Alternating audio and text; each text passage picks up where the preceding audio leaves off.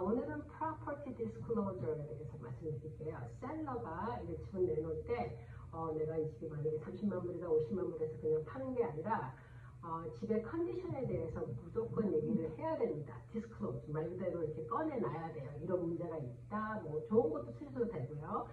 그런데 제가 하나 말씀을 드릴게요. 저번에 제가 콘도를 하나 팔았습니다. 셀러를 대표해가지고 그런데 갑자기 가뭄이었다가 갑자기 비가 왔어요. 그러니까 이제 과학적으로 말씀드려서 땅이 너무 마른 상태에서 비가 갑자기 오니까 플래시 플러딩이에요. 그래서 갑자기 물이 스며들지 못하고 그냥 지하수로 올라온 거예요.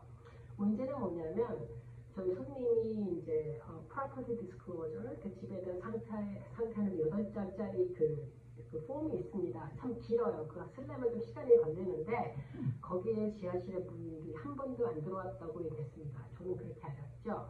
그런데 결국에는 물이 들어왔어요. 그래서 그게 또 재미있는 게 뭐냐면 재밌지는 없었죠. 그러니까는 클로징 하는 날 비가 와가지고 그날 비가 많이 지하수로 들어온 거예요. 방도 다 이제 마감이 된 방이었는데 결국에는 클로징은 그날 못했습니다. 그러니까 좋게 말하면 지체가 된 거예요. 그래서 결국에는 바이어가 다시 더 조금 인스펙션을 해가지고 결국에는 옛날에도 물이 들어왔던 흔적을 발견했습니다. 그러니까 이런 상태에서는 얼마나 바이어가 기분도 나쁘고 셀러가 거짓말을 했다고 그럴 수도 있잖아요. 그래서 결국에는 클로징을 하긴 했는데 어떻게 했냐면 그 지하실을 마감할 수 있고 공사를 할 수 있는 두 회사를 제가 만났습니다. 그래서 셀러랑 다 만나서 이 회사는 어떤 방법을 해서 어떻게 고치고 얼마가 들고 그 다음에 한국말로 하면은 after service 그러니까 워런티가 그러니까 보증 같은 게 얼마나 되는지 그래서 두 가지를 제시를 해서 저희 셀러가 그 돈을 냈습니다. 클로징 때. 그러니까 뭐 몇백 불, 몇천 불이 아니에요. 굉장히 비쌉니다. 그러니까 여러분들 만약에 집에 문제가 있고 하자가 있을 경우에는 꼭 disclose 말을 하세요. 뭐 말이 좀 이상하지만 아주 완벽하게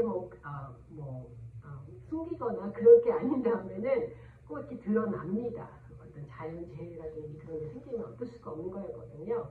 그리고 예를 들어서 어떤 셀러는 그 디스클로저를 아예 하지 않는 경우가 있습니다. 그럴 경우에는 여러 가지 예외가 있어요. 은행에서 하는 그 차압된 집이라든지 아니면 부모님이 오래 살던 집은 딸이 이제 부모님이 돌아가셔가지고 따님이 판다 그럴 경우에는 그럴 때 디스클로저는 필요 없습니다. 그렇지만 내가 내 집주인이 내가 집을 파는데 디스클로저를 하지 않을 경우에는 커네티컷 같은 경우는 500불을 바이어한테 줘야 됩니다. 그러니까는 그거를 왜 작성을 안 해놓고 500불을 왜 뺏기는지 저는 좀 이해가 안 가고 저 셀러가 한 번도 기입을 하지 않은 적은 한 번도 없었으니까 그렇게 하시고요.